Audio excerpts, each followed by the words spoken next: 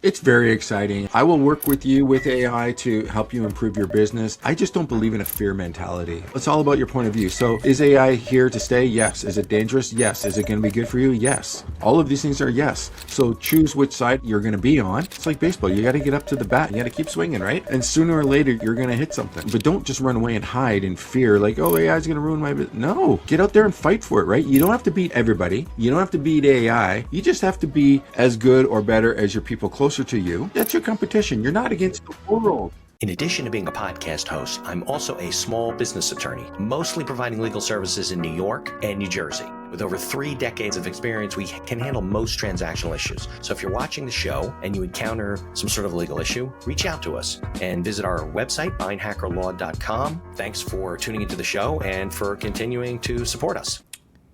Okay, everybody, back to another show. Welcome to the show. I'm Mitch Beinhaker, your host.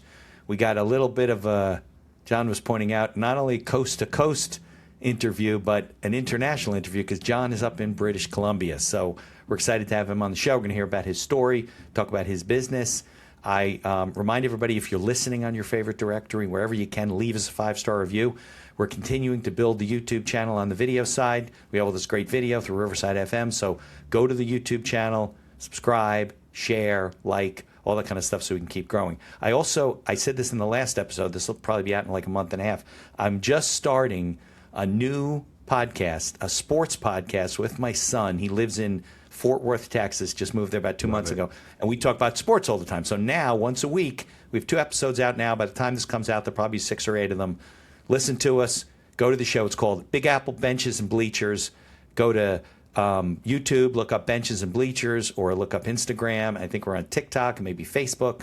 I don't know. My VA's putting stuff out there. So if you want to hear some cool conversation about sports, we're big Knicks fans, we're big football fans, college, professional. We'll do other sports too. I guess hockey as we get more into it, stuff like that. Hey, can I come on that with I know my you're from son? Canada, right, John? So hockey's good? Hockey is good. Go Habs. It's the last Canadian team. And if you want to talk sports, my son works for the Arizona Diamondbacks. So maybe we can have a father-son thing. Very nice. We definitely, as we get more episodes, my son said, all right, let's get 6 or 8 episodes, and we'll have some guests on. Sounds good. Perfect. My daughter actually goes to University of Arizona in Tucson, so I've been out there. And I have a friend who is a MLB agent in the Phoenix area. Cool. So he knows a lot of the Diamond. He probably knows your son, probably. His name's Possibly. Scott. What's Scott's last name? I don't remember. He's a good friend. Yeah, Scott Goldberg or something like that. Anyway, so tell me, your story in business and go back a little ways, and then we'll work up to AlleyCat Marketing. You bet. So I love the name, a accidental entrepreneur. So my family are Dutch immigrants. Today, I don't know if you know, is the anniversary of the victory of Europe, World War II ending. And my father, my grandfather was in the Dutch underground, and he was a butcher by trade. And then they actually put him into law enforcement to help with the unrest that followed that. And Holland was liberated by Canadians, mostly Canadian armed forces. So Nice. they decided when they're going to come to North America, a lot of people, of course, went to Michigan area, and New York, of course, used to be called New Holland or New Amsterdam. And but my family came to Canada. And so, we started out as potato farmers, chicken farmers, and worked our way up. But we've always been in business for ourselves. And my dad owned a business. We've gone through a bankruptcy. And I just didn't know what I wanted to do. You talked about your daughter going to university.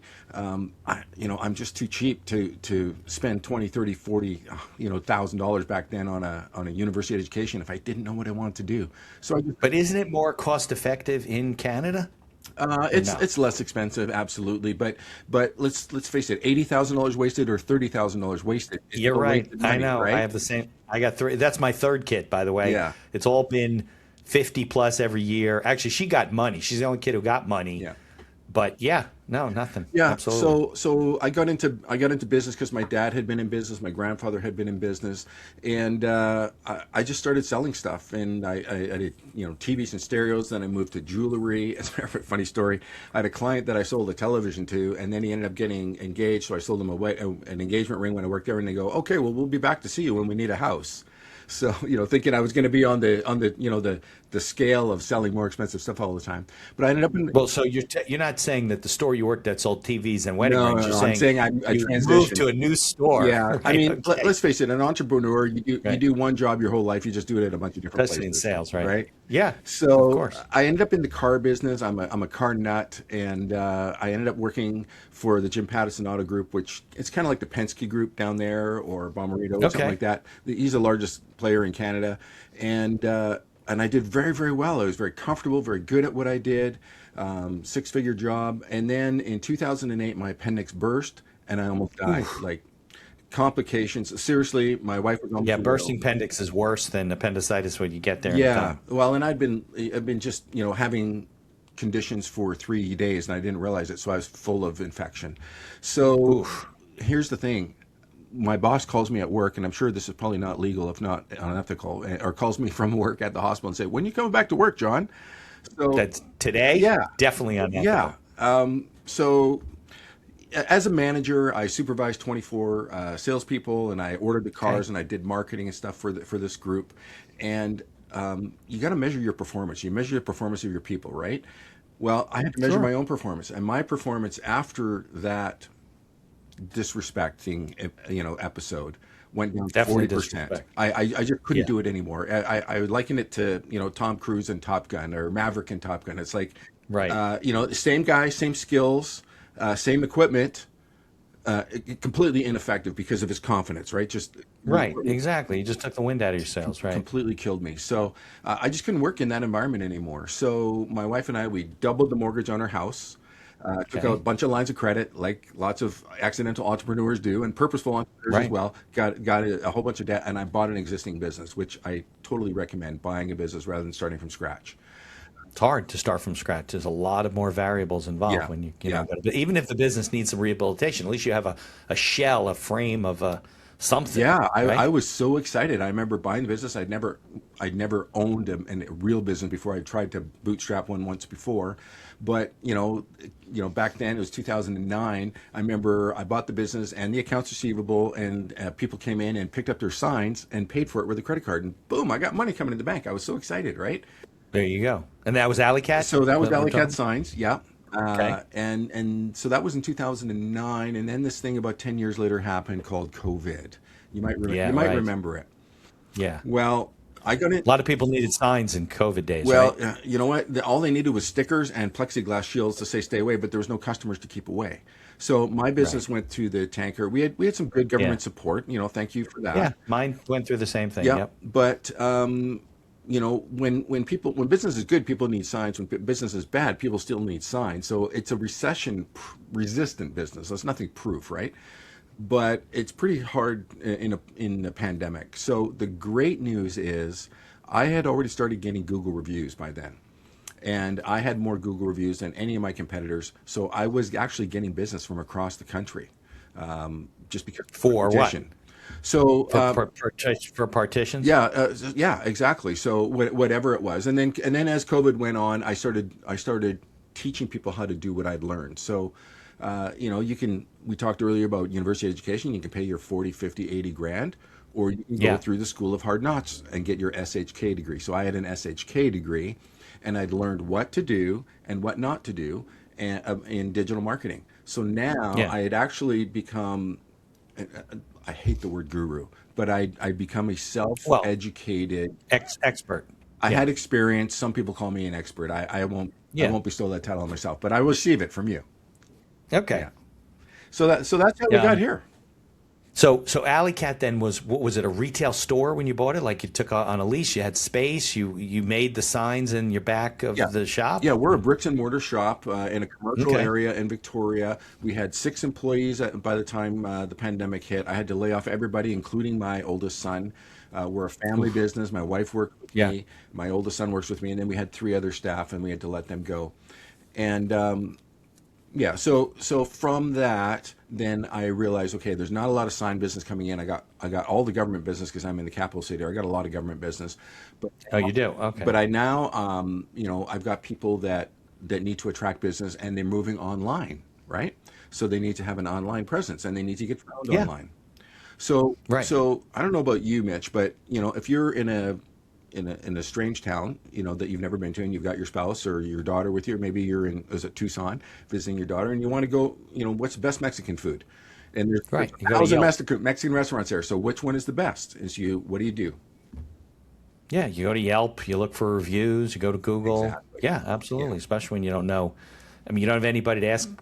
What are you going to do? Go up on a guy in the street corner? That's what you do in the old days. You probably pass somebody on the street and say, Yeah. "Hey, what's the best Mexican restaurant in town?" And hopefully they know what the hell they're talking about. You don't Exactly. know. So Yeah. really what that comes down to is that's reputation, right? So whether you're Yeah. getting whether you're searching by face-to-face talk for a referral, a guy on the street could be your friend who's a scout, it could be a fellow student of your daughter's.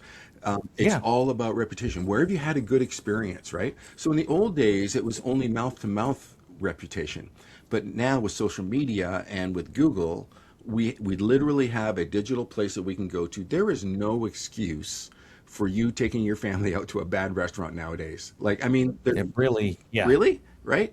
Yeah. No, maybe it won't be. You'll pick one. It won't be the best experience, but Yeah. yeah. I mean, anybody can have an off night. Nobody's perfect. I even have some one-star Right. Google reviews. I never claimed to be perfect, but Yeah. we No. put our best foot forward, and we put it out there. So now what I do, part of what I do is I help you get found on the street. So with an A-frame or a sign or a wrap on your vehicle. Right. So I'm not going to help you, Mr. Client, in New Jersey or upstate or whatever. You're not going to ship me a sign. That's crazy. Not cost effective, but here's the great thing. I can help you with your reputation. I have clients in, LA, Australia. I even got a Google review the other day a couple months ago now, from Spain, because I was There you able go. to consult, right? So Right. whether you're an online business or you're a person-to-person business, your reputation is the most important thing. I mean, does that help as a lawyer in a law firm? Is that not how you get Of course business? it does. Of course it does. And it's a lot of it is how you show up. Do you look professional? Do people say good things about Yeah. you? I mean, there's really no reason for not having. I mean, look, there's a lot of websites that aren't, SEO, really done up from an SEO standpoint, Yeah. but they should look professional. They should have valuable information. You should have good reviews. So I think it's all about, and even if you don't sell online, people are still going to check you out that Yeah. way. So that nobody goes, even if you recommended me to someone, they're still going to go and check me out electronically online. Yeah. There's no question about it, because that's where it's just available, right? Yeah. You're going to search and you're going to put it in your phone. And you're going to say to Siri, Yeah. I don't know, whatever you're going to do. And I think that people miss that. But I want to go back a little bit. I have a question for you, because you mentioned before about buying a business and that you recommend. Yeah. Yeah. So let's talk about like what advantage buying this business gave you, and what were the difficulties that you took on basically when you bought the business? Because you are, to a certain extent, you're buying an opportunity and some structure, and to a second extent, you're buying someone's headaches that they're walking away from and selling their business. So, Yeah. you know, Yeah, for me, it was the benefit was cash flow. Like I had a mortgage, I had 3 kids, and we wanted to be able to hit the ground running. And I tried to bootstrap a computer cleaning business before, because my dad had one. That was one of the things that he did. Okay. And when you're starting your business, this is the E-myth, very simply, right? Like you do what you do, but when you do what you do, you're a technician. And so you got your technician hat on today, but tomorrow you need to go sell, so you got a business to do. So you're either selling or you're doing whatever it is that you do, and you can't do both at the same time. Now, Right. So that was the big thing for me. So I tried to bootstrap that business, and it was exactly that. So what's a computer cleaning business? so You're you cleaning have a computers? keyboard right in front of you. So Yeah.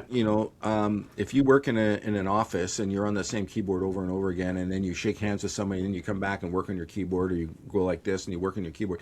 So I do. a keyboard is literally dirtier than most toilet seats. Has more bacteria That's- on it. So back when everybody worked in offices and lots of government, we would clean those keyboards, but we would also go in and blow them out and clean CD-ROMs. Remember when we used to do stuff? Yeah. Right. Yes. Yeah. So let me ask you a question. I have, I don't know where it is, one of those air cans. How much does that help? Well, Nothing? It, Makes it look yeah, better. it Does it? looks better and it blows it off. But we all have oils, right, on our skin and our Yeah, of fingertips. So course. the oils get on there, then the dust settles on there. Now you've got a mucky fingerprint. So they do need to be cleaned. If you want a quick tip, just get an alcohol wipe or something like that, and turn the computer off, wipe the keyboard, and it'll evaporate off, and you'll be fine. But Right. That's a good advice because if you don't turn your computer off, all kinds of crazy things are going to happen yeah, on yeah, your yeah. computer because you're pressing all these Yeah. buttons. Yeah. Funny story. I was cleaning a keyboard in a government office one time, and I was shaking upside down to get the staples out. 180 staples out of one keyboard. And it, You mean just because they're unstapling things, just drop them in the keyboard. exactly. Yeah. Oh, That's crazy. type the F and the J comes up. Like crazy stuff like that. Yeah, that sounds like a tough business though, right? Because small companies, they got their own problems. They're not going to pay to have their computers clean. They're going Yeah. to tell their employees you do it. Big companies, I don't know, Yeah. especially if, right, you got to prioritize. But everyone needs signage, right? So how did you find AlleyCat? Yeah, I just looked online, and so I ended Okay. up buying it through a realtor, but I saw it and AlleyCat. Let me tell you about AlleyCat. It was a great business. It had a good reputation. It literally started in an alley in we have the second oldest Chinatown in North America here. It's Oh, interesting. in What's the first oldest? San Francisco. New York? San Francisco. Oh, San Francisco. I've been to San Francisco, Yeah, Chinatown. Okay. yeah. So it started in what we call Fantan Alley, and so that's where it started. And at that time, it was just cut vinyl letters and stuff like that. By the time I bought it from the second owner, and so you talked about why did I buy a business? I didn't know how to sell signs. I knew nothing about signs. I Right. knew about But you were a good salesman, though, John. I mean, you've sold a bunch of different kinds of I stuff. knew about messaging. I knew about being short and to the point and telling people what they need and if it's good or if it's Okay. bad, right? And then letting them make up their own mind. And you want to know something about my Google reviews? I have 800, and I do have a Okay, couple. I good. have a couple of ones. They're all about me personally, about my personality. He's direct. He's disrespectful. I'm not disrespectful. I respect that you are entitled to your opinion. I just happen to have 45 years of sales and marketing experience. So your pretty logo is not going to help you sell anything. You should write the name of your company and what you do. There's two messages: who you are and what you do for your client. That's it. Right. Okay. Pretty doesn't do The it. third Yeah. the third message is how do I get in touch with you, right? But Yeah. people forget the basics, and they spend thousands of dollars on a wrap on a vehicle that no one's ever going to be able to read because it's so flowery, and they've got the logo, and then they've got the font and the name and stuff like that, and it all gets Right. lost in the noise, right? Yeah, of course. And then people remember this nice van. They can't remember what was on it. Yeah, yeah. Oh, Yeah. so I bought AlleyCat signs because it had a really cool looking logo, and that is not it. Okay, That was not the that's logo? not the logo. I bought it because it had a really cool, scripty looking logo. So I told you my son works for the Diamondbacks. He used to work for NASCAR. I am a racing fan. So we had a local short track here, and I sponsored cars. Like a lot of drivers would come to me, hey, can you put my numbers on my car? Yeah, yeah. And I give them a deal. I say, okay, I'll give you $500 off. You let me put AlleyCat signs. So one time I was at the track on a Saturday night, and I had about 5 cars out there. All of them had AlleyCat signs on it. Yeah. From 100 feet away, I couldn't read it. My own Yeah, well, logo, that's a problem, because right? I bought the company. I came with the logo that I thought was so cool, could not be Yeah. read from 100 feet away. That's a problem. Why do you Yeah, put you your name think? on a car so people can read it and they like you? They like the affiliation. Hey, you support local business. You support local racers. That's a good thing. Who is that? I can't read that. That's useless, Right. right? So that was like an epiphany of yours. Like when you bought the business, you thought it was great. School of Hard Knocks education, right? So I learned a Absolutely. lesson and then I applied it. And then now I can apply that lesson to you. And Yeah. you're, No, look, lawyers do the same thing, right? They have these cards. They have the name on it. You can't tell what it says. My card says Beinhaker, like in big bold yeah, letters, and it's got the logo. Like they don't need to remember anything else. yeah. Hey, The rest of it, people know me. So let me give you a little tip. So you see my name written down below there, John De Jong, Mitch Beinhaker. yeah. So Yep. when you have an email address on your business card, I want you to do this at the Yeah. end of the day. See what your email address is. Probably all lowercase. So Yes. think, John at alleycatsigns.com, all in lowercase. It all runs together. It's very hard to read. Now, they Right. used to have to do that. You don't have to do that anymore, folks. The very first thing you should do, the first marketing tip I'm going to give you is change your email address or your website addresses to have upper and lowercase where the words change, okay? Right, because it's not case It's sensitive. You not can case type it any sensitive way you want. anymore. So you're just making it so difficult for people to read on your truck as you're driving by. John at AlleyCatSigns.com. Like, I can't read that. And then plus I've got a different letter in it's spelled K-A-T, not C-A-T. So Right. the more variables you put into it, the harder you're making your marketing. You know what? Right. Make it easy for people to remember your name and to remember your email, be able to email you. Exactly. Make the evidence easy, present it to the jury, and let them decide. And I'll tell you, they decide with their wallet. They decide, I'm going to do business with you, or I can't even find you. You're not worth the effort. What was that guy's name again? What was it? Pussycat Marketing? I don't know. Like, you got to make it easy, right? Exactly. Yeah. So if I did a search for, sign companies in Vancouver, Canada, Yeah. would I come up with AlleyCat? Probably would, right? You may or may not. Okay. There's different. That's a great question. So Vancouver is actually only about 25 miles away from me, but I'm across a body of water. I'm on an island. So it might not pick you it up might as not being... pick us up, but if you were in the greater Victoria area and you typed in sign shops near me, I'm going to come up, and that is without a paid ad. So let me ask you, I don't do any paid advertising, none. okay, All content related. Yeah. exactly. So let me tell you Content this: whoever's reviews. listening, if you're a businessman, an entrepreneur, businesswoman, starter, very experienced, I don't care who you are. If you haven't optimized your Google business profile and you're paying money for Google ads or Facebook ads, stop right now. You're wasting it, Wasting your money. Go back to right. You can do this yourself. Google business profile. I learned how to do this myself. I can do it. I can teach you. I have Me free too, training. But optimize your Google business profile. When you mentioned Siri earlier, so you're an Apple guy. Okay. What was the word? Reluctantly, my kids forced me to get on. It's okay, right? Do you know that Google pays Apple about $1 million an hour to be the search engine for Safari and Siri? It's like, Oh, you mean it's the back end search engine? back end search engine. So whether you're searching, That's why I use Google. By the way, I use all the Google products so do I, right? on my iPhone. I do not use Safari. I do not. Yeah. I use Siri, but I don't use Safari. Yeah, and it's a difference. It's difference between good and better, right? Like they're Right. not bad. You can do everything you need to do on those platforms. I'm not bad mouthing other platforms. I am platform agnostic. I just want to get the message out there, and I'll use whatever method is better. Do you advertise on the Yellow Pages anymore, Mitch? Just asking. Do they have the Yellow Pages Yeah. anymore? What are the Yellow Pages? All the young people are saying, right? I was told that if you could order a book if you want to, it's very thin. Yeah. That's what I I was told. actually have one. Do you have one? I don't pay to go in it, but Yeah. yeah. Of I course mean, when I bought AlleyCat 17 years ago, we were paying $400 a month for Yellow Pages ads, right? Because people knew that's where you have to be. Yeah. That was, And you want to be an A, so you're high up. yeah, triple A, right? Double A, triple A. So yeah, those are the old tricks, and so those are hacks for the algorithm that Right. But it was not a digital algorithm; it was an analog algorithm, right? But now we Right. have to use hacks for the digital algorithm. So that means getting found where people are searching. Okay, the restaurant we talked about, you searched on Google. You're looking for best university. You're going to search on Siri or Safari or something like that. Wherever people are, that's where you want to be, right? Yeah, So no you're question advertising about on, maybe your clients are NASCAR fans, maybe your clients are baseball fans, maybe your clients are both. So you've got to figure out where their dollars and cents are. But if you know 93% of people when they're searching for something are searching on Google, doesn't it kind of make sense to go there? Yeah, no question about Yeah, it. yeah. No And question about it. you don't need someone like me to do it. You can do it yourself. But what you need to understand is what is the cost of doing it yourself. So I charge out at $125 an hour. Lawyers and law firms $400, Yeah, I'm at 500 an hour. 500 an hour. So you do not have time to learn. Okay.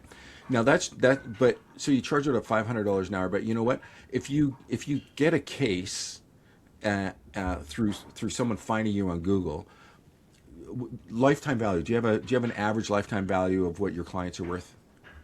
Yeah, they're probably, well, a lot of them are like one-off, but Yep.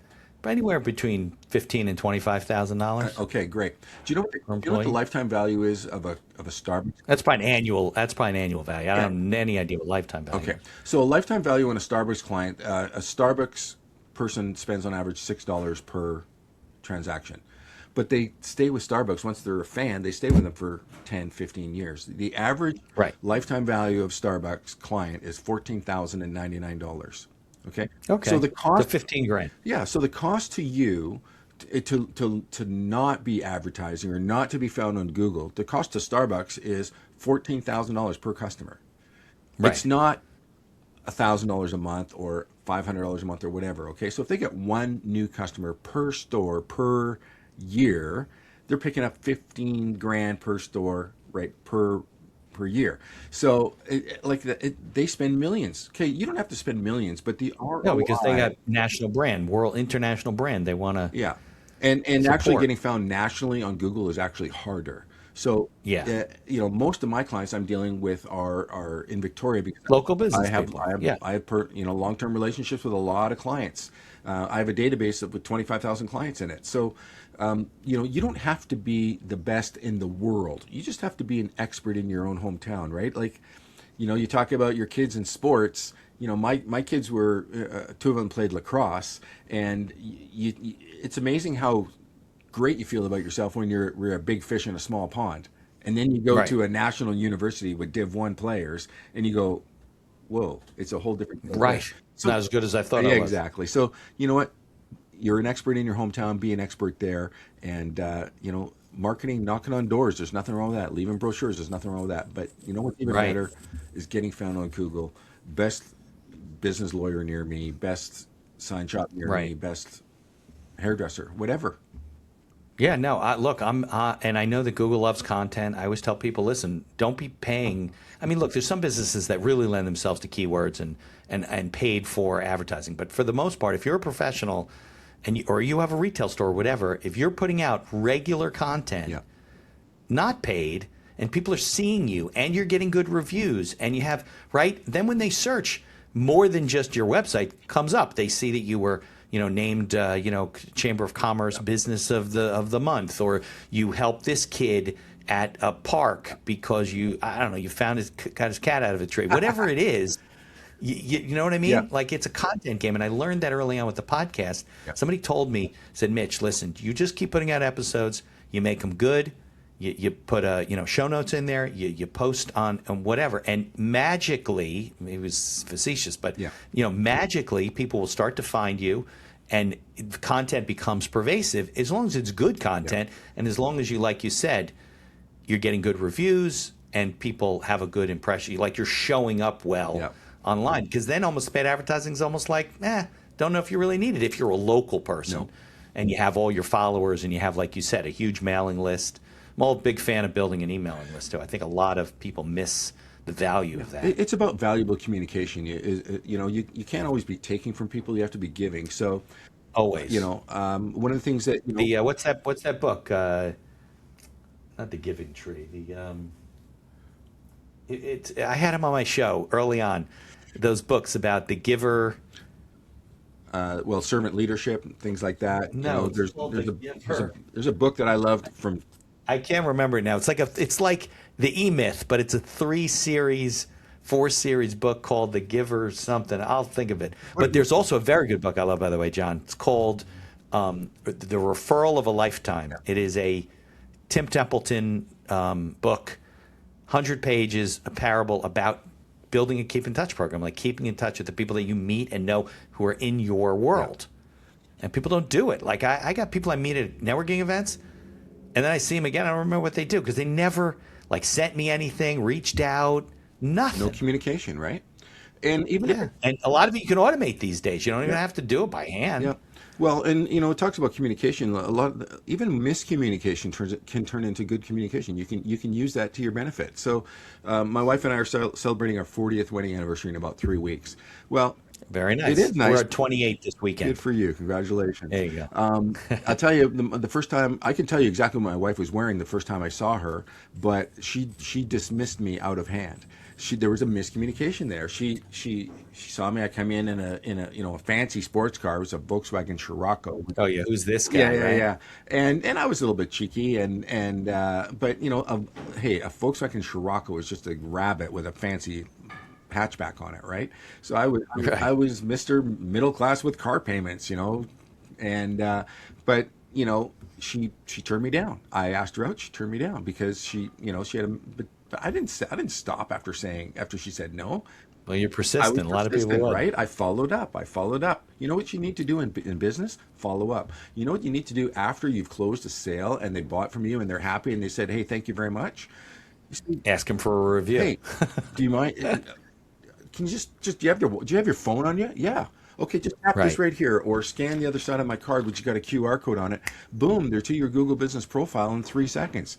It's Right. all about making it easy. Make it easy to say yes. Make it easy for Yeah. them to do what you want them to do. You know what? And say no disrespect. I'm just giving you a little tip here. I ask for a 4 or a 5 star Google review. I don't just say 5 star because some people are just that's perfect. I'm never going to give them 5 stars, but you know what? I humbly ask for 4 or 5 stars. Maybe I should. Okay, I'll start And saying that. and and they'll probably give you 5 stars, right? But Yeah. it comes across a little more humbly, and they go, oh sure, John, yeah, it's been Or maybe I should say, leave us a review. You decide what we're worthy well, of. You know. so that again, that's phraseology. I say, if you think it's appropriate, would you mind leaving us a 4 or a 5 star Google review? And then, Mitch, you're talking about feeding the algorithm and communicating ongoing. If they Yeah. leave you a photograph with that Google review, so I was out for dinner last night with my wife and my in-laws, and I took a picture of my dinner and I took a picture of her dinner, and I had already left this restaurant a 5 star Google review, but that was like a year ago. But I uploaded 2 more pictures, and that kind of is like poking the bear in a good way. It's saying, hey Google, this I came back. yeah, exactly. I mean, Right. exactly. We're, these guys, it's like another Google review. So Google reviews that are older than 90 days do not help for your ranking. Most people don't know that. Right. So if you've got let's say, cleaning company down the street that all of a sudden is getting 5 Google reviews a month, and you've got 300 and they've got 10, then they have 15, then they got 20, but you haven't had a Google review in 3 months, they can Right. quite possibly show up higher on Google than you. Because, Yeah. because More recent. Google appreciates activity. They Yeah. appreciate communication between you and your clients. And to Google, your client who leaves a Google review, and is now doing a search for something else, that's their client. They want to service their client well. So they're not going to put in that pop-up when you do a search, Right. someone who hasn't touched his Google review in 5 years or his Google, Right. Of course not. right?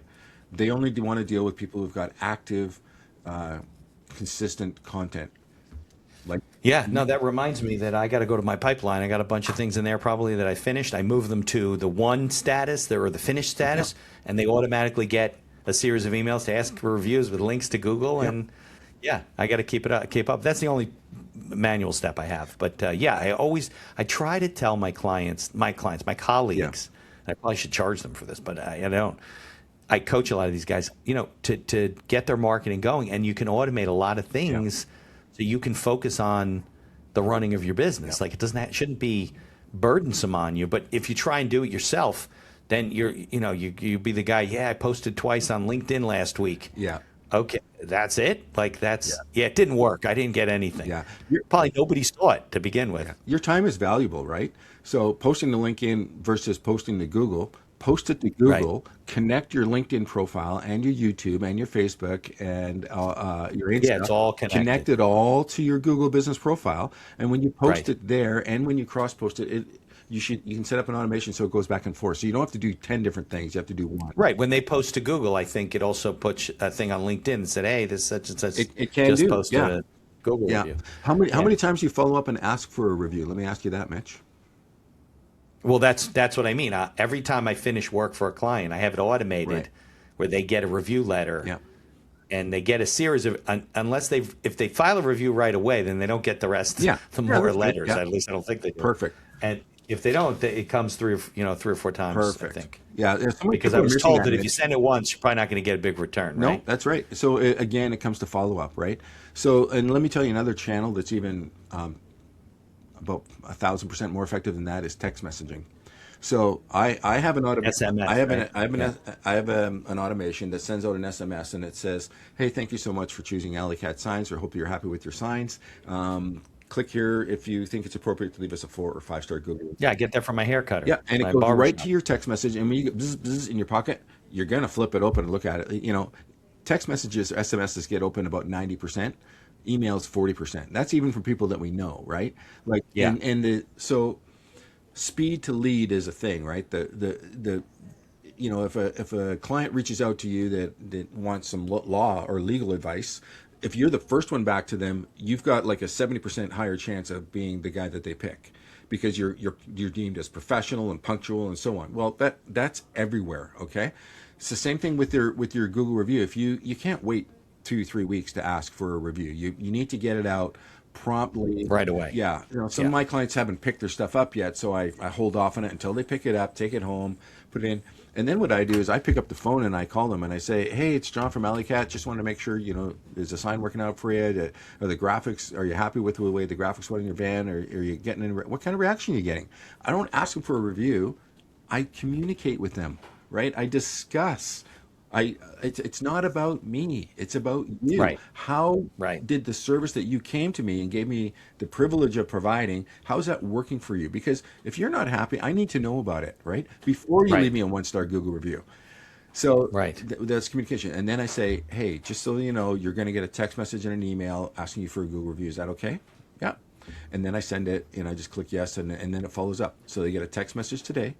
They get an email a few hours later today. Then they get it. Then tomorrow they get another one, and it's not that I'm being rude, and it's not that I'm being pushy. No, people are busy and they don't realize, and they don't get it, and it goes to their spam. Who the heck knows? It took me 3 months. In the old days, it's funny. I used to have a bigger firm in the old days. We used to do a lot of collection work. One of the guys was a collections attorney. We used to get some reviews from people. They carried over to my current firm. They're like way down the list from people that we sued. So let's say you're owed money, right? And then you say, Mitch, this client owes me $30,000. We did this big sign job or whatever. So we send them a letter and then we sue them and we get the money. They'd leave a message like, don't go to this firm. They steal your money. And then I have to respond, say, you're not even our client. Like, what are you talking about? Hey, I'm so glad you brought that up. So first thing, Google reviews. Google gives you 300 characters to type in and tell about your service. So, on your Google business profile, they give you 300 characters to talk about a service. So a service could be, plumbing unplugging. It could be digital marketing. It could be, notarization or something like that. They give you 1,000 characters to describe your product, and you can put pictures in there, and you can say, okay, we sell A-frame sides, we do vehicle wraps, we install toilets, electrical, whatever. When you get a Google review, whether it's positive or negative, here's how important this is to Google. They give you 4,000 characters to reply to a Google review. So they're 4 times more interested in how you respond to your customer than how you attract the customer. Okay? They care about the long-term relationship once the customer has started with you, not just attracting the customer, but they care how you handle it. So when you get that guy who's trashing you, you get to write a sermon telling I'm so sorry that you're not happy. We wish we could have done better. It turns out we can't even find you in our database, so we're not sure you're a client. And would you mind contacting us at so-and-so? And then you say... Yeah, I've done that before. And then you tell exactly, here are some options because this is just a giant brochure. It's a giant advertisement for you, because when people look at Google reviews, lots of them go to the negative reviews. Right. Like they got 1,000 and they're 5-star. That doesn't seem really realistic to me. Like, what do they got? What are their 1s like? What are their 2s like? What are their problems? How do they solve their problems? Because how a person communicates or solves a negative problem tells you a lot more than how they are when the light's shining on them, right? Mm-hmm. Yeah, absolutely. Absolutely. All right. So you're doing the coaching, helping people with marketing now. You still got you have just one store location? Yeah, we're just a mom and pop shop with, we're back up to 6 people again. And so I use AI. I use AI to help, and you can use AI yourself and So do you know how to design these agents that they're doing, like OpenClaw? Do you understand all that stuff? I don't understand all that. There's people. Well, I don't understand any of it. There's people younger and smarter than me, but I have access to that. But here's the thing. Here's my take on AI. AI is an actual idiot until you train it. Okay. It's got all the knowledge in the world. So think about it like when you go into a big law firm, they got walls and walls of books. Well, all those precedents, all those things, that's useful. It's useful, but that's only knowledge. Wisdom is knowing which case study to pull out and when to present it in a case, right? It's exactly the same thing with a brochure or follow up with a client. All this knowledge is out there. I just had a client send me, and it's becoming more of a problem than a benefit right now. People are sending me things that AI designed that Yeah, they're no, I real get that too. pretty, but I yeah. know, John. So this is going I to can imagine. I get it on contracts. You must be getting graphics all the time. yeah, and so this is going to cost you $10,000, and you used a free AI to do it because you thought it would Right. save you money. But so I've coined a phrase what I call AI squared, which is actual intelligence. This is a gray hair. I earned it, my friend. Along with artificial intelligence, and when you marry the two of them together, it becomes a symbiotic relationship. There's gears there, and if anybody you know anything about pulleys or gears, you increase the power of something exponentially, right? Right. So it makes me way more effective. It doesn't make me smarter, but I'm just using tools that are there. So that's what I'm trying to teach people is how to apply AI in a useful thing. Because again, this is a very expensive education because it's changing all the time. Yeah. And so you got to keep relearning and learning different things. And then it's like, okay, next shiny object, next shiny object. Okay, Claude has got it this week. ChatGPT, Gemini, Grok, right? Like, where do I go? Well, okay, slow down, people. Find an expert, check their credentials, check their Google reviews, talk to local people, find out Right. what their reputation is. So that's the problem nowadays is you don't know who to trust and you don't know how much it should cost, right? Because you can get legal advice, you can get you can get house cleaners for $100 a day, you can get them for $400, and there's going to be a difference. It's up to you Yeah. to No. No. decide if there's a I saw a value. guy on TikTok who does deep cleaning in a house, charged 5 grand. He's only doing big houses. You know. Yeah. Do you find that AI is affecting your business? Like, I could go to AI, right? I think you correct me if I'm Yep. wrong, and I could tell whatever the service is, ChatGPT, Claude, Grok, whatever, to design a sign for my business, and then I could find some company in China, probably for pennies on the Yep. dollar, to make this sign. I would guess it probably wouldn't look too good, but they'd make this sign probably with a 3D printer or something, Yep. and it would come and they'd ship it to me, right? Is it affecting my business? I'm sure that it is. To me, that's an acceptable loss of business. Please don't get me wrong. I make signs that are like $100 to $60,000. So I'm across the spectrum. But if you're just hunting for the cheapest price, you're probably going to be a high maintenance customer that I don't want to deal with in the first place. Right. They're probably not your customer. I say that about contracts too. If you want to get a contract done online, and that's fine. And by the way, and I'll tell anybody listening, bringing me an AI contract to review is not going to save you any money. I'm going to charge you the same thing. Yeah. So Yeah. just so you know. But I think that those people are not my customers anyway. The people that want to use me want to use professional services because, like you said before, their time is valuable. Yeah. They may make on their business $1,000 an hour, $1,500 an hour, whatever it is, and they want to pay a professional to do something right the first time. Exactly. Yeah. I mean, I believe in templates. And AI is kind of good for offering templates, and AI gives me a starting point, but you have to modify it from there. Books nowadays, you can tell when they're written by AI. Ads, there's an animosity. It's new and shiny right now, but there's also an Right. animosity that comes with it. A lot of people have, some people don't. I mean, I'm a glasses half full kind of guy, so I'm looking forward to the day where my workload can decrease, so I can spend even more time with my wife and my grandkids and my kids. Yeah. Notice the order I put them in there.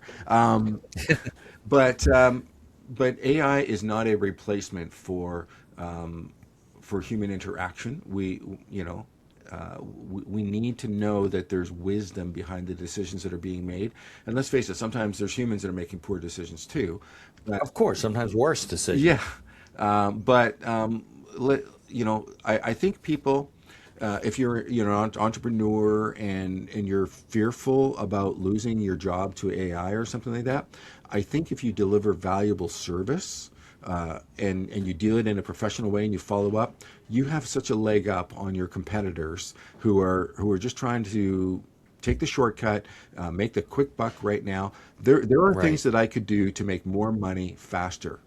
I don't need more money. I have a mortgage, but my monthly payments are getting made, and my clients are happy. And if the internet goes down tomorrow, my reputation is not only online; it's primarily online, but it's not only online. But good people get good customers and do good business. There's no question about it. I think people have to learn that as things change, you use tools to your advantage. I'm Yeah. sure at the turn of the last century, people were like, "Oh, it's the industrial age. They're making machines. Nobody's going to have a job." Yeah. Now there were industries that disappeared. Certain things were done by hand. Remember in the 40s when they invented like auto switching on the phones, and they used to see those women with the with the headset, and they'd plug it in, and operator, can I help you? And that whole industry disappeared. Yeah. But people adjust, and you got to use. But I think it's interesting because I think AI is really an opportunity for small business people to do things like from a marketing standpoint that 20 years ago you need to hire an advertising agency. I think in the future you're probably able to design your own commercial and put yourself in it without a studio or cameras or a director or anything to put something on, and then there'll be shops like smaller shops like yours that said, no, we can help you design the commercial and you do all the work, but you don't need actors and all this kind of stuff, and you can charge them a reasonable fee and they can do the advertising that you couldn't do years and years and years ago. It's very exciting. I mean, I there's parts of it that I love. There's parts of it that I can take it or leave it. I will work with you with AI to help you improve your business. I just don't believe in a fear mentality. I used to. Doesn't serve you, right? Yeah, it's all about your point of view. So is AI here to stay? Yes. Is it dangerous? Yes. Is it going to be good for you? Yes. All of these things are yes. So choose which side you're going to be on, and you still got to get up to, it's like baseball. You got to get up to the bat, and you got to up to the plate, and you got to swing the bat, and you got to keep swinging, right? And sooner or later you're gonna hit something. But don't just run away and hide in fear, like, oh, AI is going to ruin my business. No. Get out there and fight for it, right? You don't have to beat everybody. You don't have to beat AI. You just have to be as good or better as your people closer to you. Right. That's your competition. You're not against a leader in your community. Be a leader in your community. Be an expert. And you don't even have to be the best, but if you're the best communicator, if you work with people on a regular basis, I just got paid the highest compliment the other day. A friend of mine took me out to I believe it was an AI seminar, a lunchtime seminar, and then we went for a lunch afterwards, and I introduced myself to the business owner. It was a taco place, and I said, "Oh, hi, I'm John from AlleyCat Science." He goes, "Oh, yeah, I know you. I get your emails. I read them all the time." And it's like, there you go. People say that to me too. That means you're communicating. He's on my email list, and he hasn't unsubscribed, right? So, and I write all my emails personally. They're inspiration based on real stories. I'll probably write something about you, Mitch, and what to do, what not to do. I don't know yet, but but that's what I do. Don't let this happen to you, and they'll be my picture. Yeah. So it's just a matter of communication. People and value. You don't have to. You don't have to give something, but you can't always be taking something. Don't always be asking. Like my marketing minutes are there to tell you about my experiences and how I handled them, and where I see there was room for improvement, where some of my wins, some of my losses, right? Yeah, absolutely. Listen, all my blog articles are legal related. They're to teach business owners and people about different things. There's no sales pitch in them whatsoever. The only place that I'll mention is in the little byline with the little print at the end where links to my website and whatever, because people share the articles. And because you're right, you just want to give value. I had a colleague of mine say years ago, we don't want to be advertising the internet and doing videos and appearing on podcasts. What are you, teaching people what to do? They'll put us out of business. I go, if you think that helping people and sharing information is going to put you out of business, you are so off with the way business is done. Because I talk to people all the time, and maybe I charge more than somebody else they spoke to. I spoke to a guy the other day, and he's like, "Yeah, that's more than everyone else is charging." I go, "Yeah, I understand, and I'm not the cheapest on the street. I'm not the most expensive, but I do take time to work with clients." And it was a real estate closing, and I said, "Listen, if you're going to do it, though, make sure you do this, this, and this, because a lot of these guys that charge less, they get in there, they do it, they don't talk to you, whatever." And he appreciated that. He chose me. Good. So, you got to stick with. I think that's another interesting conversation we can have another time about pricing your product or your service. I think a lot of people they have to get comfortable with, asking for a reasonable price for what they do. That they don't want to underprice. What they do, professionals are. Yeah, and so business gurus are telling you, charge more, you're undercharging. You know what? I'm still in touch with my community. That's what makes me valuable to my community, is because I understand what's going on. And if you can get, I'm sure you can get a product that I charge $25 for from China for $7, Right. plus shipping or whatever. But if Right. it's screwed up, if it's wrong, Yeah, they don't get you. they don't take care Right. of you, right? That's kind of the way I do things. It's like, okay, this client I was mentioning earlier had a sign designed by AI, and they have, you see a lot of them on podcasts nowadays, the insulated walls with the lines in them, so they absorb the sound, right? Yeah. The vertical lines in it. Well, when it's just a fact of the way human anatomy works. When your eye sees vertical lines, and then you put a word on it like Beinhaker that has an E with a straight line on it, and an I on it, and an N and an H and a K, all those straight lines, if you put those letters right onto a background with straight lines, you're going to get a vibration. It's called the comb effect. And Right in your in eyes, you your mean? eyes, It yeah. looks like It's it. not Yeah. real. It's an optical illusion No, that I've your seen brain it. can't Right. process. I didn't know what it was called, but I've seen it. Yeah. But so this client came to me with their design, and it had that, and I said, well, I suggest you put it on a backer so it stands off, and blah blah blah. So no, we want it this way, and we went, and my son went and installed it, and I get a call 3 days later. Yeah, it looks kind of blurry. There's something wrong with it, and I had to explain to him, no, It's your eyes, not the yeah, sign. it's physiology, and these people are doctors and psychologists, and so they understood that. Now they have to come up with a $300 to $500 solution to fix this. That they wouldn't have had to spend if they had taken AI squared advice, right? Right. Exactly. Actual intelligence and experience with artificial intelligence. Yeah, no, there's no question about it. Look, I try to explain to people that AI works just like our brains work, right? We use our collective intelligence, things that we've experienced in our life. You and I have 60 years of experience. My son's only got 25. Yeah. So I'm going to come to different conclusions. And then I'll tell you things that I think are correct and draw some conclusions based on the information I have. AI does exactly the same thing, except it has an access to a much greater knowledge, Yeah. which can cause good results and bad results, right? When you have too much conflicting knowledge and they try to draw conclusions. So it works the same way. It's just, it's not reliable either for the same reasons. It has knowledge without perspective, and No coming back to perspective, right? Because they're not human. yeah, coming back to your job, that's what isn't that what findings are, or judgments, and then there's interpretations, and then reinterpretation. Right? Correct. Yeah, exactly. And they make up cases anyway half the time. These AI. And are they right and are they wrong? I don't know. But I will do what's the best for you at this point in time, and you are making the best decision you can make at that point in time. Like I'm not. I'm not in the same career that I started in 40 years ago, because I've changed. My needs have changed. My Right. desires have changed, right? So follow your Yeah, path. do That's the my best. dream. So, John, what's the best way for people to connect with you, learn from AlleyCat Marketing, see what's going on? They obviously, if they're not in your area, they're not going to walk into your store. So, Yeah. there you go. IGetYouFound.com. I love it. Yeah, that's what I do, right? I get you found on the street, on Okay. the web. So if you go there, you're going to, it's going to ask you for your name and your email address, and then you'll get into my CRM, and it's going to send you a free download of what I call my playbook, my I Get You Found playbook. And there's 3 things in there that I talk about. One chapter is completely boring. It's all about how to do your Google business profile that we were talking about. So you don't have to, Okay. you don't have Boring but it's important. boring but important. So you Right. don't have to do it yourself. You can hire me. And by the way, if anybody tells you that they're going to do this for you for $100, run away. $500 is the minimum this should cost to $1,000. And then if you want ongoing service, it's $500 to $1,000 a month is really what you need to spend. Anything less than that, you're just throwing your money away. So please don't. Okay. Okay. So I'll teach you there how to optimize your Google business profile, what you need to do. I will also teach you how to get Google reviews, and I'll show you the same scripts and stuff that I use, so I give you access to all of that. And then there's one more thing. Most of you are watching this on video right now, so you're seeing our face, you're seeing our interaction. Right.